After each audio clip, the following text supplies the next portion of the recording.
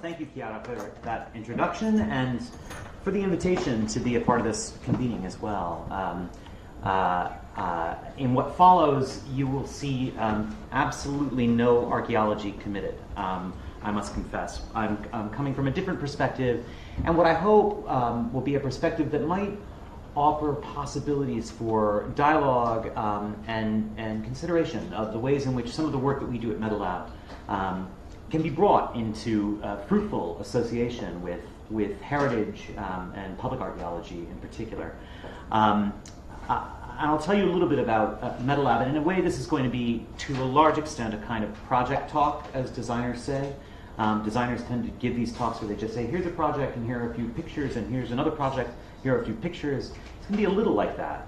But I hope that in assemblage, these projects will suggest a kind of continuity of discourse, of interest and sensibility, perhaps, to think about ways to bring the senses and the body and public discourse into dialogue with humanistic discourse, with the production of knowledge in settings like museums and in the public sphere more generally, and in the very production of knowledge itself, I hope, as well.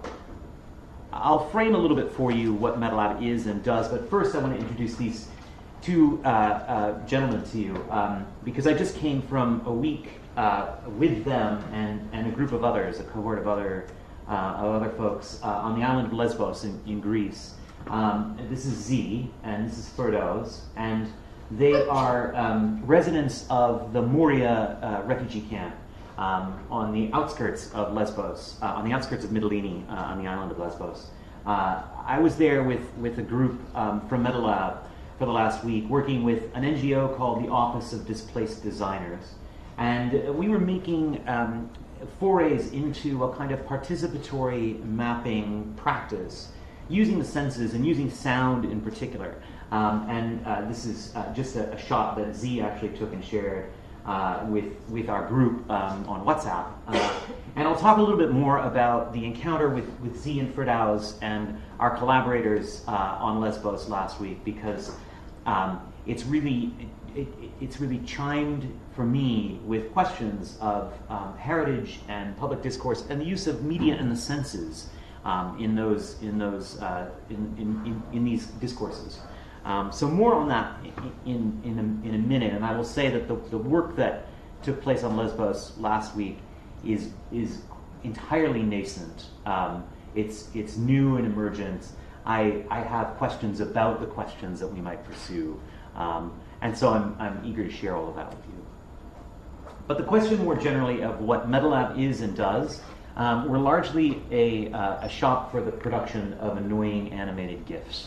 I have a colleague who, when I open a presentation with this slide, she says, "You have to go on to the next slide because I can't stop looking at it." So I will go on to the next slide. MetaLab is a kind of art studio and design practice in the midst of the university, and we're situated with some hybridity among three major centers and faculties at the university. Most of our funding comes from the Faculty of Arts and Sciences at Harvard. That's essentially the college. We are administratively headquartered with a group called the Berkman Center for Internet Society, now the Berkman Center, thanks to a very generous gift. The Berkman Center, as it's known for short, largely studies policy questions, freedom of expression, questions of technology and digital infrastructure, and their roles in communication and public discourse. It's the home of, among other things, projects like the Digital Public Library of America, which got its start institutionally, although now it's an independent organization. And also Creative Commons began at the Berkman Center. So we find ourselves situated in a community at the Berkman Center of scholars and technologists and attorneys and policy advocates whose predisposition is towards the kind of open web virtues that Ethan discussed in his presentation this morning. And finally, we're physically housed in the Graduate School of Design. This is the architecture faculty at Harvard. And I think it's fair to say its strongest program is architecture, and we find a lot of affinity in terms of the kind of epistemological virtues of the disciplines in which we're in contact. At the Graduate School of Design, we teach in the GSD. Many of our research assistants are actually students and then often alumni from the GSD. And so it's a fruitful place for us to pursue questions often that, our questions in our research program definitely have more in common with the humanities. But the practice, the making practices in particular, of the design disciplines are very congenial to us. And you can look up our projects. We have a very project-based modality, so our projects are very diverse. And you can look at a selection of them. Most of them are now on our website at metalab.harvard.edu. You can also learn more about the Berkman Center, which is a much more kind of capacious research center at Harvard, at cyber.harvard.edu. They're sticking with the cyber. I don't know what's up with that. But, and then you can follow me on Twitter at Matthew Battles. So I'm going to explore a few of our projects that range from kind of a critical making approach to data visualization, to collections-based research that looks for ways to use media and technology to examine the ways in which collections are leaky entities of different kinds, and even how we slip into something that looks like art practice or gallery installation work at times as well. All of these are, I think, aligned along a spectrum of taking data, something that's called data by a community of practice of one kind or another, and looks for ways to remediate and transform those data into new forms, both to have fun with those data, to perform the practice of being playful with our data, also to examine critically the means of the production of those data, recognizing that data never come fully formed from the brow of Zeus, but they are cultural constructs themselves, cultural artifacts. They have histories, they have origins, they're entangled in communities. And I think one thing that unites our projects is an attention to that entanglement of data, often in multiple communities. So the first project that I'll talk about is a project the project is in a facility in the Harvard Art Museums called the Lightbox Gallery. We didn't really call this project the Lightbox Gallery. Truth be told, it didn't really have a name. It was meant to be a kind of subtle intervention in the information infrastructure of the Harvard Art Museums. This is the space that it's in. This is the space that has been called the Lightbox Gallery.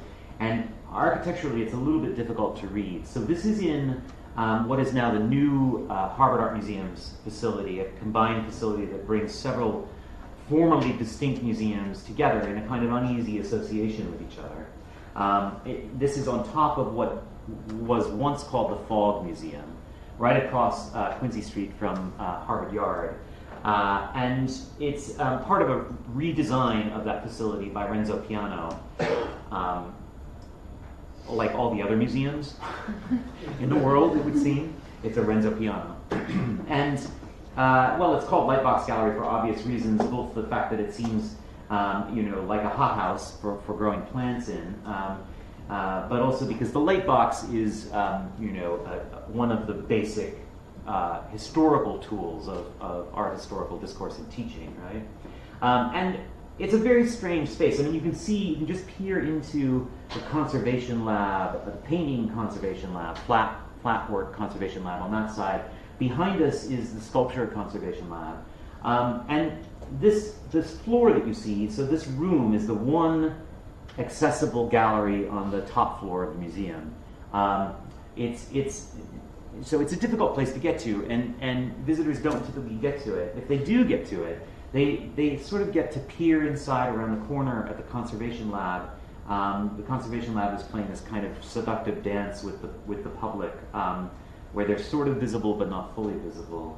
And it was in this space, this rather liminal space. Here's another view that's looking down you can see down into this central courtyard galleries of the museum that branch off from here. This set of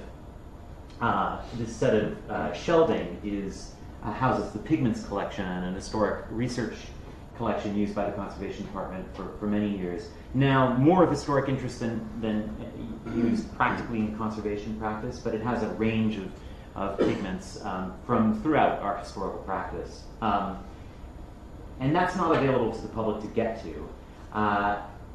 The space that we're in, and this panorama even makes things more uncanny, doesn't it?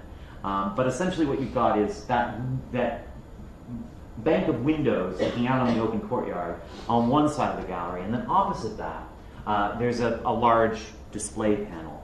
A series of shades can be lowered over the glass, shades which act as a projection surface. And so the museum asked us at MetaLab to come up with a way to explore the metadata of the objects on display in the museum in this space, to do so interactively and with some degree of plumbing the depths, making visible the invisible. These are the sorts of terms that were thrown around in the conversation. I'll play this a little bit of video which gives an introduction to the workings of the interface that we devised, and then go into a little bit more detail about what's actually going on there. So what happens on the object map, as it's called, on the central display? These are thumbnails of. I think I just went on actually. Yeah, it didn't start. Let me try that again. Hard to see the mouse on the display here. So. Oh, here.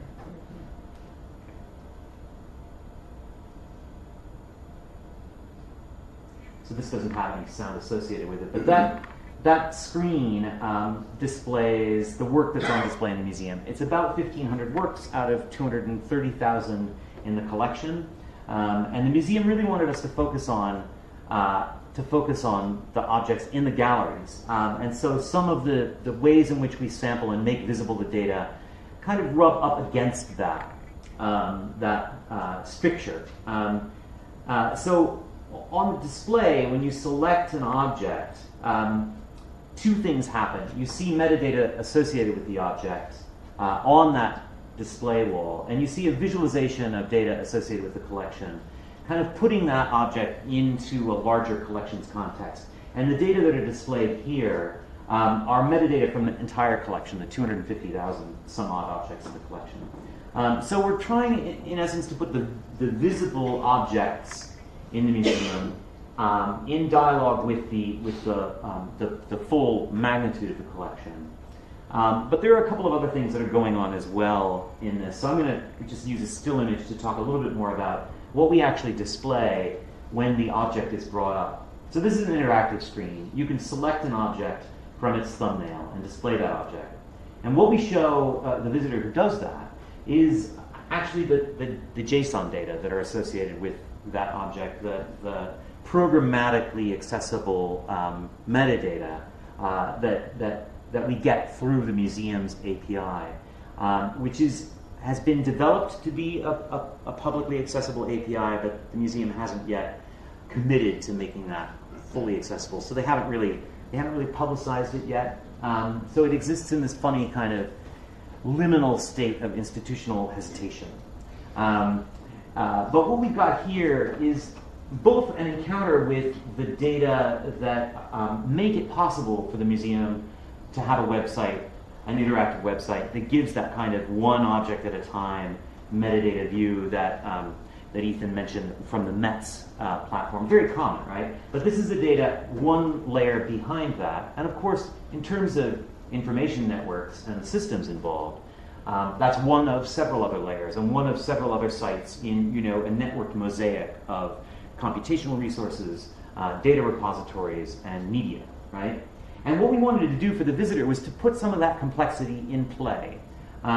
So for instance, what you actually visualize on the graphing visualization screens opposite this in the gallery are some of these active metadata captions. And what we're able to do is sort of show the visitor that some of these are artifacts of descriptive practices past and present in the museum. For instance, there are 5 different fields that deal with questions of temporality in different ways. These fields are a kind of melange, a spectrum of recording practices that range from fields that are alphanumeric that record things like Byzantine to computationally legible fields like date begin, which is a numerical value, and date end, which is also a numerical value. So a range of data fields, some of which are accessible to people with a BA, some of which are accessible to entities with a CPU. And depending on which of those you select, you see the chronicity of the collection express itself much differently, because the computer has trouble discerning the detail that we can see at a glance. We also give the visitor access to any associated media associated with this object, often conservation media and X-rays and detail shots, rubbings. Of course, you can find out where the thing is in the museum. And we also run a color algorithm on all of the digital imagery. And so you begin to see, when you do that, for instance, the computer doesn't distinguish between objects in the round and flat work. So the color spectrum for a record image for a sculptural object has a lot of white or black in it, depending on the background. And we provoke visitors to ask questions about the making of these data, the making of these media as data, and the ways in which variously our institutional settings and our discourses about data and cultural objects might elide or highlight some of those differences in practice and perspective. So that's the object map in the Lightbox Gallery. Very much on the surface, I think it's fair to say, a metadata visualization project that is legible in kind of normative terms, while on the other hand, it does have this kind of critical, this critical edge to it and depth to it, where we're curious about the nature of the metadata in the database, the descriptive data that the museum has collected over its long history, and how that history is compressed and contorted and sometimes made invisible by decisions made about information networks. There was a museum visitor I was talking to when we first deployed the system who said, I don't understand these data, they're very difficult to understand. It's really not the museum's job to confuse me. I said, well, there are a lot of objects in the galleries downstairs that really confuse me. So maybe it is the job, and maybe we should be doing that more with our data systems that want to act like, window panes or window frames to attend to their construction a little bit more richly and critically. So another project which begins in the first instance also as a data visualization project is a project that's had kind of two sides to it, the life and death of data and feral trees. Both of these projects are associated with another collection at Harvard, the Arnold Arboretum, which is geographically situated in Boston, not in Cambridge. And it's part of the Emerald Necklace, of a sort of string of parks that was designed by Frederick Law Olmsted in the late 19th century, very much a kind of ornament of urbanism in its Boston configuration. So the Arnold Arboretum is about 300 acres of beautifully sculpted Olmstedian landscape, on which is situated a collection of, at any given time, about 15,000 living organisms, trees and shrubs, representing the kind of diversity of woody plants of the Northern Hemisphere. And the collection is quite strong, particularly in northern temperate Asia and China in particular. The Arnold Arboretum was set up in 1876, and its catalog, its database, records about 70,000 organisms that have been situated in the botanical garden over time, as well as a large collection of herbaria and seeds and germplasm and other kinds of specimens collected for botanical interest. So we've been in a dialogue with the Arnold Arboretum for several years now, and a variety of projects have issued from that dialogue. And the first of them was this work by my colleague at the time, Yanni Loukissas, who's now at Georgia Tech. And Yanni, his PhD is in design and computation. And oh no, maybe I should just hold on to this. It seems very precarious. So Yanni's perspective is drawn academically from science and technology studies. He's an ethnographer of communities that produce data in particular. And so Yanni and I were both very interested in the crafts that produce collections knowledge in the form of data in the Arboretum. So what Yanni has done, you can look at this at lifeanddeathofdata.org. I didn't set up this as a live demo because it takes a while for the data to load. But Yanni's created a visualization of some 70,000 plant accessions records and paired it with an essay that is essentially a data ethnography of the collecting practices and the acquisitions practices of the Arboretum over time. And the two parts of this hybrid publication are in dialogue with each other. At different points through the essay, you can trigger specific visualizations on the overall visualization. So, when you get to the part about the production of catalogs in card form in the early 20th century, you can see visualized which records have their origin in catalog and index cards. You can look at when large numbers of accessions were made at one time. There's a lot of structure. You can even see it here. I mean, you can see that there are sort of what turn out to be monthly bands of accessions of material. Those really are an artifact of just waiting to the end of the month to write out all the cards. There's a particularly big bump at the end of the year when they address their backlog. So Yanni's visualization helps to round out a richer picture of the history of collections management practices at an institution like the Arnold Arboretum. But we also were interested in the edges and the leakiness of this collection because it is a living collection, a collection of living organisms. It's constantly, the Arboretum is constantly fighting a battle with organisms that want to get in. And in fact, the Arboretum has, at times in its past, been in trouble with the United States Department of Agriculture for introducing invasive species into North American botanical contexts. By the same token, they're constantly being invaded from without. And one particular tree species excited my interest, a tree species called Atlantis altissima. It's also known as the tree of heaven. And it's quite common in Western Europe as well as in the United States. It's a tree with its origins in China, but it's become a prolific so-called invasive species, particularly in urban contexts. It's quite prolific in the city. And there's a beautiful specimen of Atlantis altissima in the midst of the Arnold Arboretum. But at the edges of the Arboretum, new specimens are constantly asserting their presence, and they have to be interdicted and attacked and stopped at the edges of the Arboretum.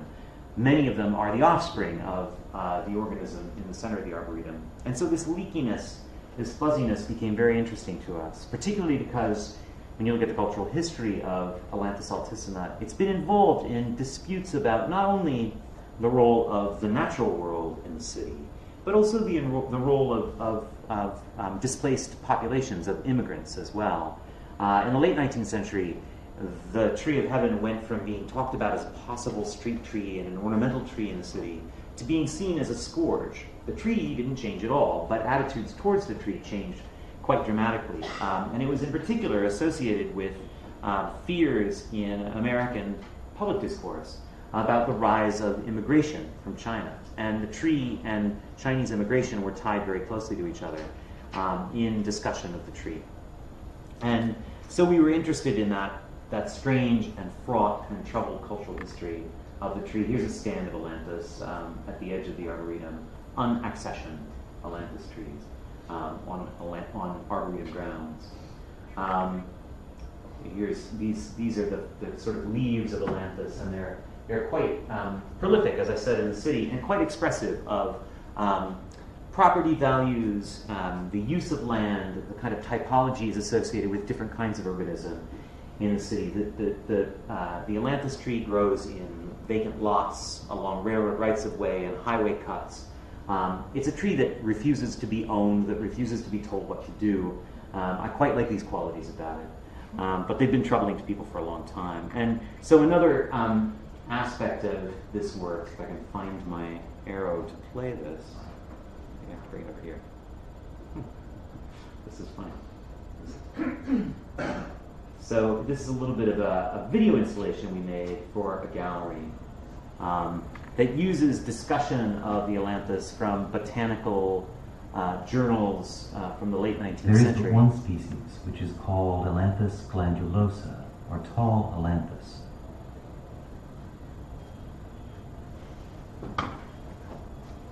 This tree rises with a straight trunk to the height of 40 or 50 feet. It is a native of China and was first raised from seeds in England in the year 1751. The bark is gray, slightly furrowed, and has white marks on it. Leaves large, smooth, alternate, unequally pinnate, disposed horizontally. The young twigs are covered with a fine velvet down. Flowers bearing new... Well, I'll stop it there, actually. I've got some more video to show, though, in a minute. But essentially, it's a video installation that uses a lot of video made in the Arboretum, along with survey photography from the city and a host of texts describing the Tree of Heaven in its different manifestations and different guises in the city over time. And this work became ultimately part of a book that just came out last month from Bloomsbury Academic Press, part of the series Object Lessons, about the tree as an object in the world. So one more project that I'm going to talk about is called A Bit in the Abyss. And this moves from a combination of kind of critical data visualization and gallery installation to pure art installation. And I'm going to show another video here. And I think I'll just start with the video. It'll be a bit mysterious, but hopefully then I'll be able to explain the mystery a little bit.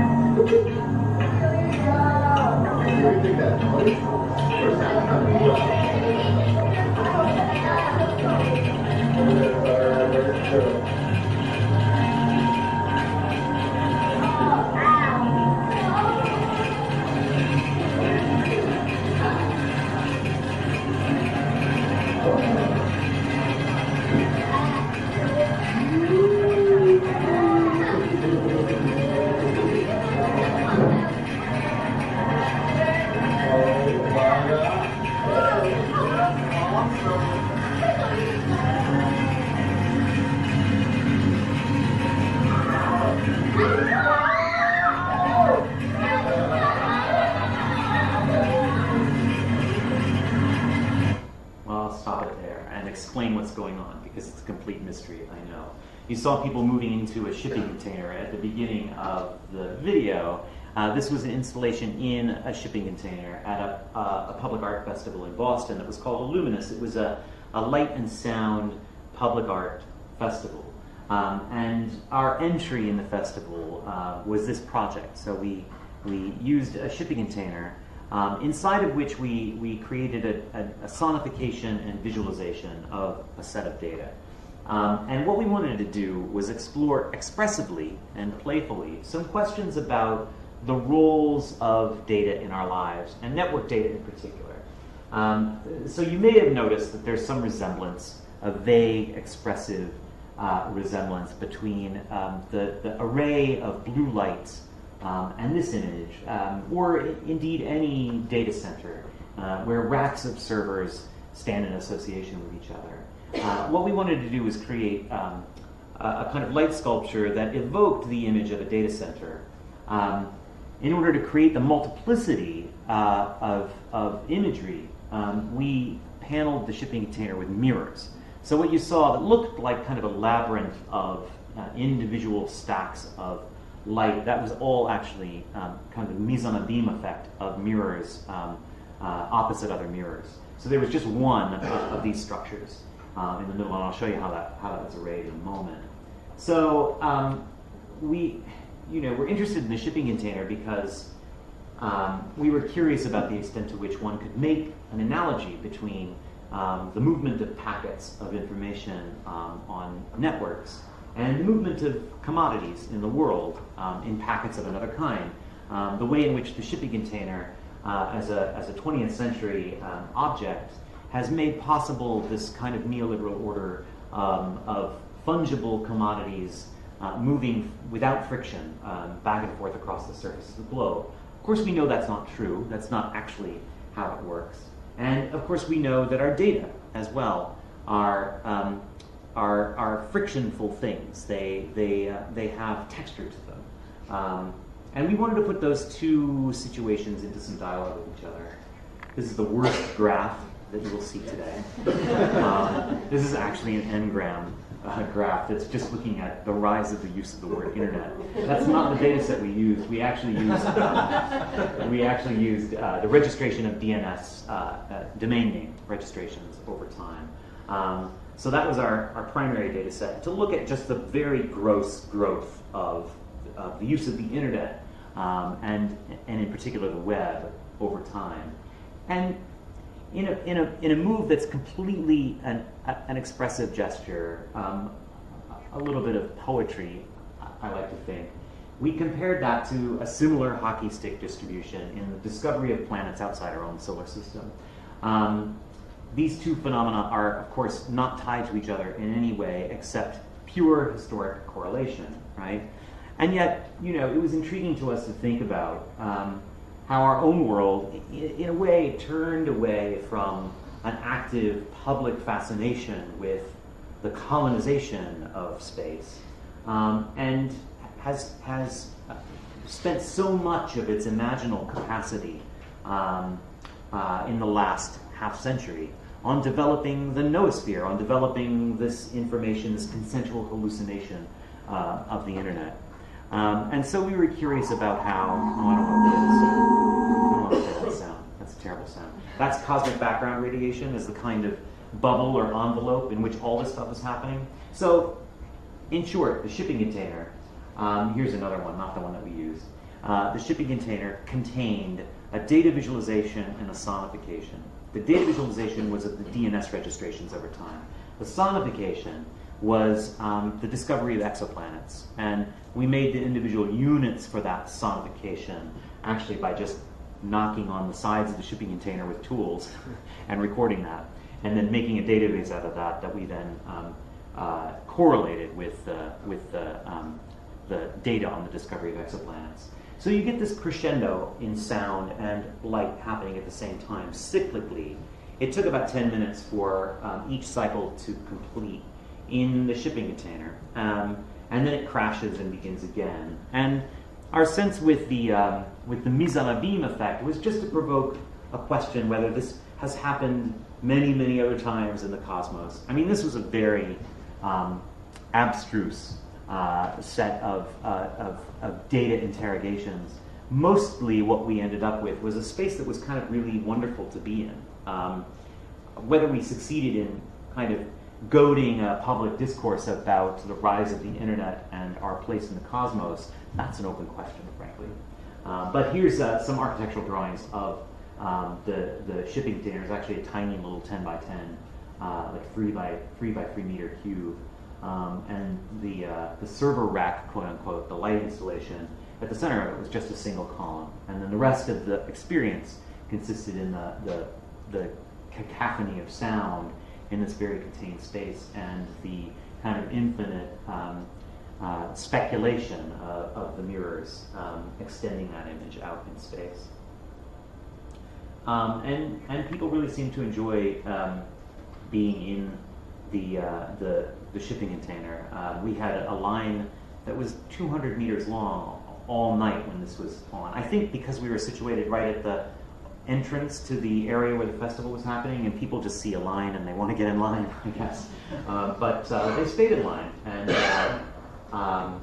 the encounters are really rich and varied and changed overnight. Lots of children early in the evening were intrigued by it and wanted to spend a lot of time in it.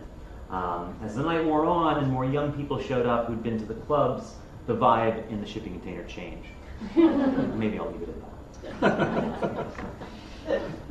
So with that, I'm gonna switch to the project that I very briefly previewed at the beginning of my slide deck, which, as I said a few minutes ago, is still very much, I'm still sort of humming from it. I'm still not sure what to make of it.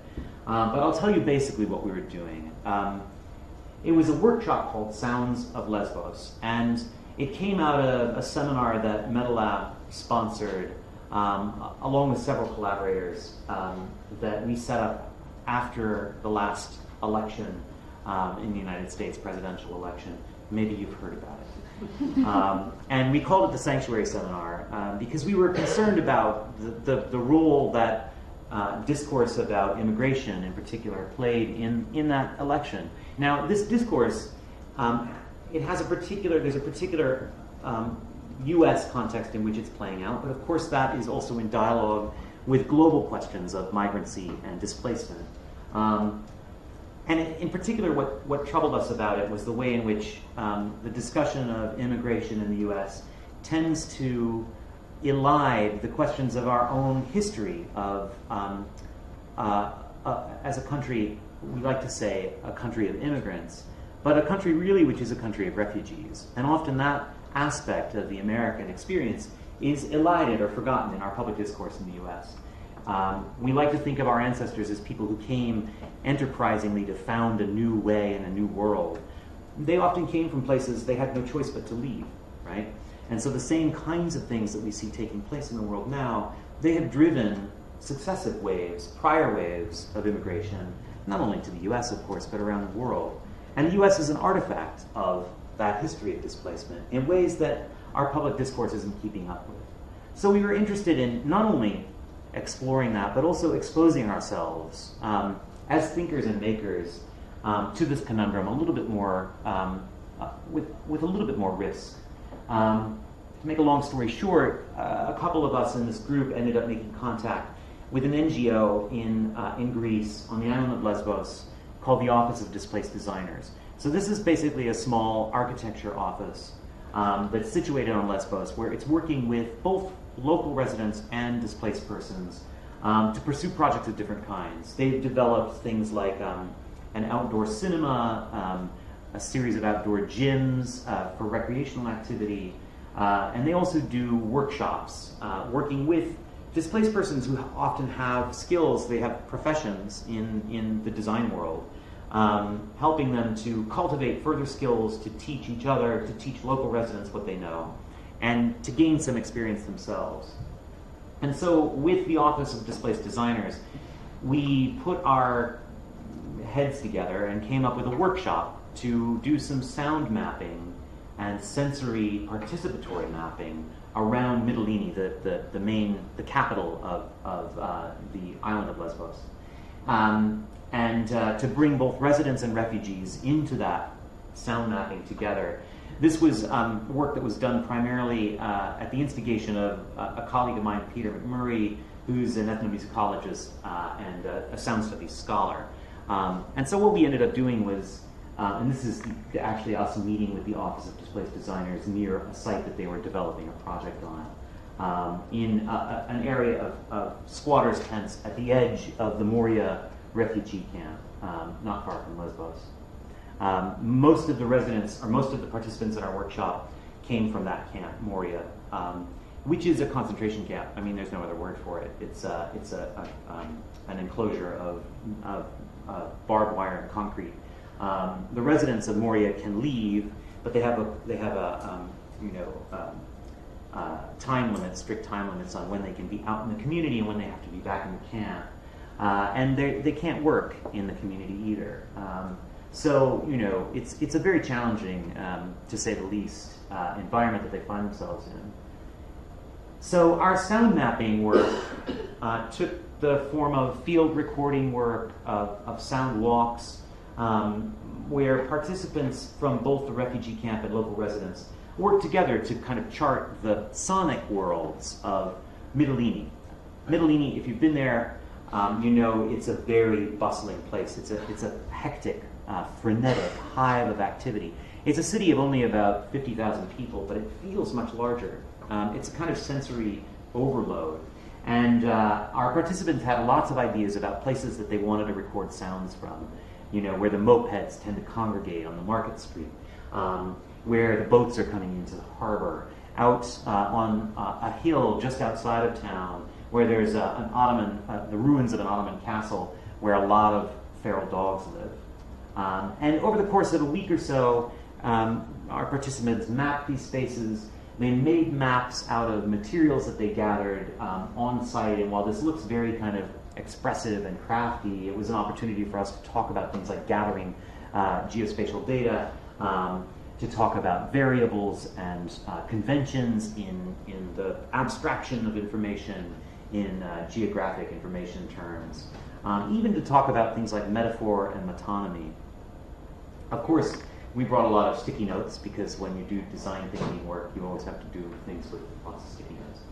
And at the end of the week, we had a kind of opening. Everybody in the workshop created a project, and they shared that project with the community.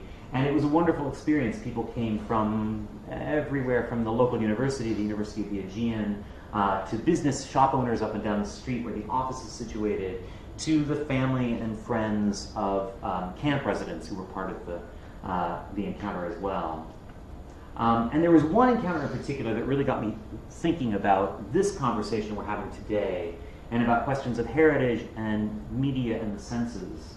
And it had to do with this site, which is the ruin of a mosque in the city in Mytilene. It's called Yeni Mosque, or New Mosque. It was an Ottoman site, commissioned in the early 19th century, which now is situated on a busy street in the market district of Mytilene.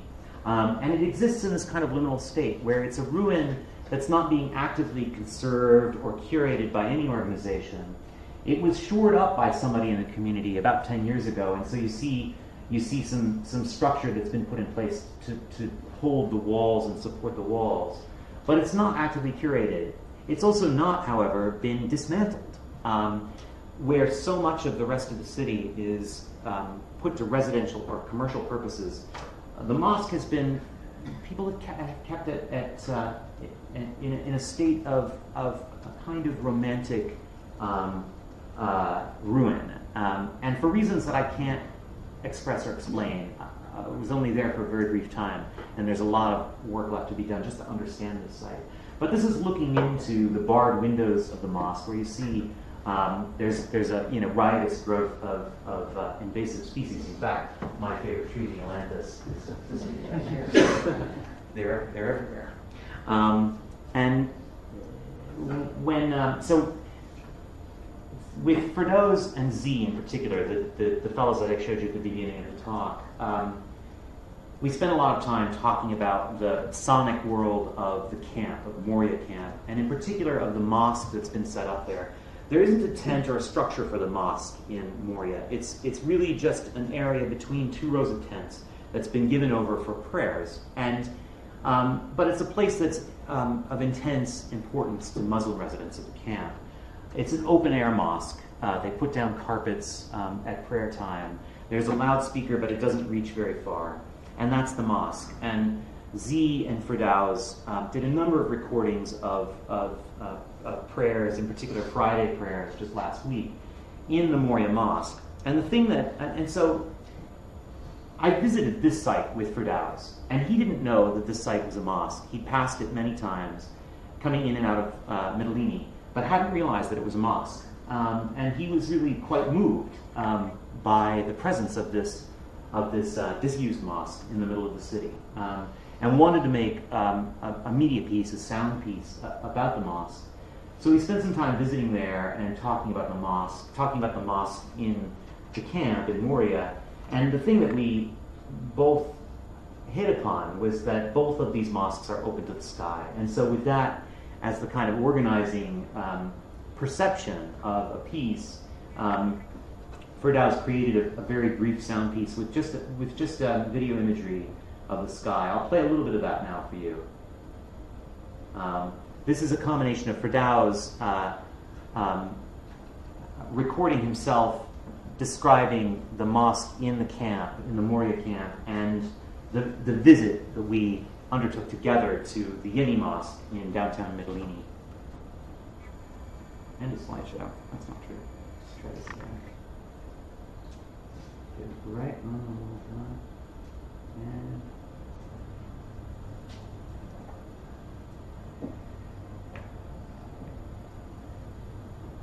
there's a little bit of ambient sound that begins the piece.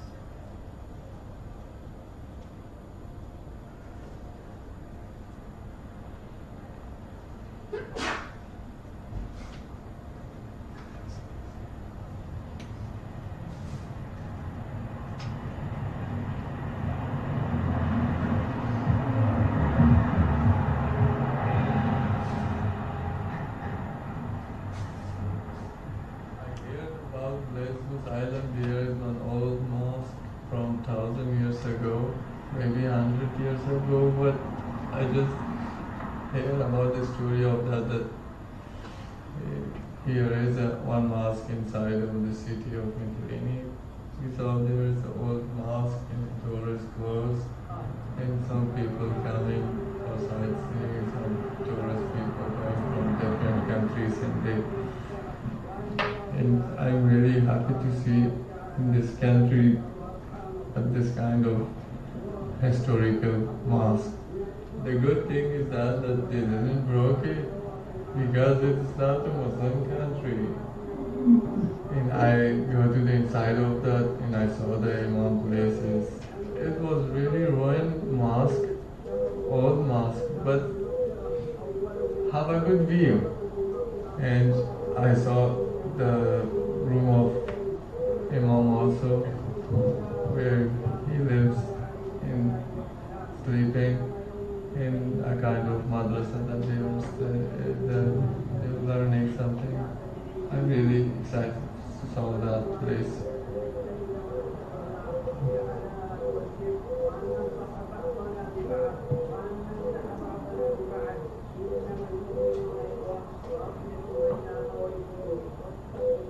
So it goes on for just a couple more minutes. The chanting you're hearing is from the Friday prayers in Moria Mosque, and in a moment the Amins begin that mark the end of the prayer, and you can hear a dove singing in the background, and that kind of the polyrhythm that's made by the dove and the prayer was important for Firdaus to get into the piece, and you know, of course, the thing that's so striking about this mosque site is that it is itself expressive of a history of displacement. This mosque is a disused mosque now because of the dissolution of the Muslim community in the Aegean at the end of the Turkish-Greek War. that followed World War I with the dissolution of the Ottoman Empire. And there was a massive displacement of people, some 1.5 million people, Greek Christians from Anatolia and Muslims from the Aegean exchanged places in a violent upheaval of communities. There was a great deal of bloodshed that took place in those years as well. So, Mytilene's relationship, its heritage with respect to displacement, is a long and complex one. And the question of the roles of the refugee community in that heritage, the extent to which they participate in it, is a very fraught one, a very troubling and moving one as well. So this is where I conclude, wondering how this kind of work, and even to call it a kind of work, a practice that extends from data visualization through gallery installation to participatory media making and participatory mapping. What kinds of roles does that have to play in the exploration of the uses of data, big and small, thick and thin, in the production of knowledge about archaeology and heritage, and in also the public discourses that attend that knowledge production? Is there a place for critical making like this that's in dialogue with those practices? And that's the question that I'm going to leave us with, perhaps to talk about. We can talk about any of these other projects as well. Thank you for your attention.